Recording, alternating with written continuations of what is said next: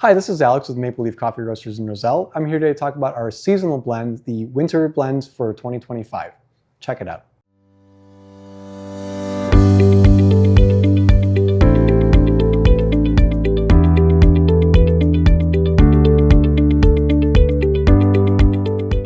So as a reminder, we come up with a new blend for every season. We do a new blend of coffee for spring, summer, fall, and winter. And these blends are an opportunity for me to experiment with some different combinations of coffees that we have on our shelf and have something that's kind of rotates through and is unique and interesting and always new every 3 months. I absolutely love making blends of coffee. It is one of the things that I enjoy doing probably most out of all the kind of culinary aspects of the business that we run here. And what I enjoy doing with these seasonal blends is trying to experiment and try something that I might not normally do and use some different combinations of coffees that I might not normally kind of throw together. This is one of those exceptions to that rule a little bit because I didn't exactly repeat a blend that we've had before, but I got pretty close. So for some backstory, the seasonal blends are always a 60-20-20 split. So 60% of a main coffee and then 20% each of two kind of coffees that add additional character and detail to the overall flavor. We last used the Indonesian Bali Blue Moon for our main ingredient for a seasonal blend back in 2023 for that winter blend.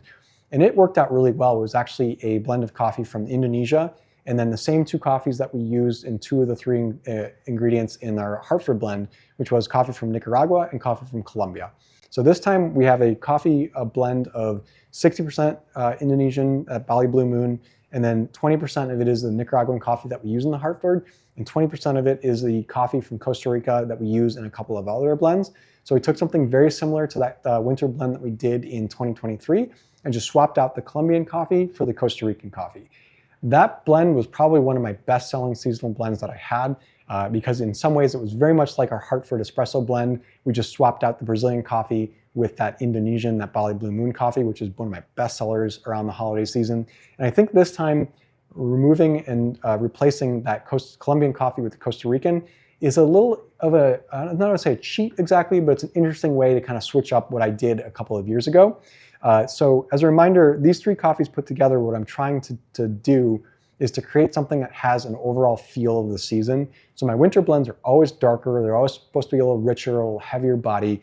And the combination of the Indonesian coffee, which is a stronger overall body and feel to it, has a nice kind of silky, velvety finish with a little bit of a citrusy note, together with the Nicaraguan coffee that has that bigger body to it, kind of a marshmallow vanilla flavor.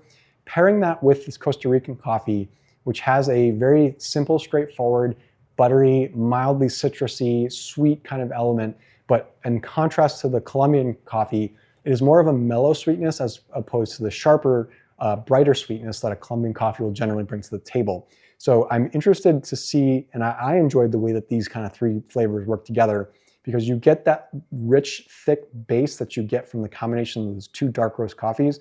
The Bali Blue Moon and the Nicaraguan are fairly dark roasted coffees, together with a pretty plain medium roast of a Costa Rican coffee, which is supposed to be very mellow and add just that like buttery layer on top of it. So this coffee will have that kind of sharp, strong, thick, kind of velvety taste that the Blue Moon brings, along with the richer body and the heavier texture that the Nicaraguan coffee brings. But you're definitely going to notice the Costa Rican flavor in this because it will kind of lighten it up a little bit, but not too much. So it's going to have a rich aftertaste, a thick finish, something that has a just touch of sweetness to it, but is more of a mellow, buttery texture with a little bit of like a citrusy orange kind of feel as well.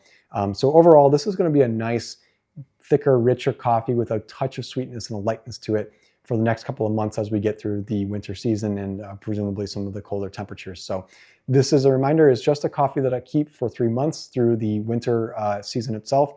So it will be for sale starting today, and we keep it around through about the middle of March. So if this is something that sounds interesting to you, make sure that you pick up some of it because in the history of all the seasonal blends, I've never repeated an exact combination of the three ingredients for any given seasonal blend. So I look forward to everyone giving this a shot, either in-store or online, and make sure if you want to see new coffees that we're putting out all the time, subscribe to our YouTube channel, drop in store, or just check out our website where we keep everything up to date all the time. Hope to see you next time. Take care.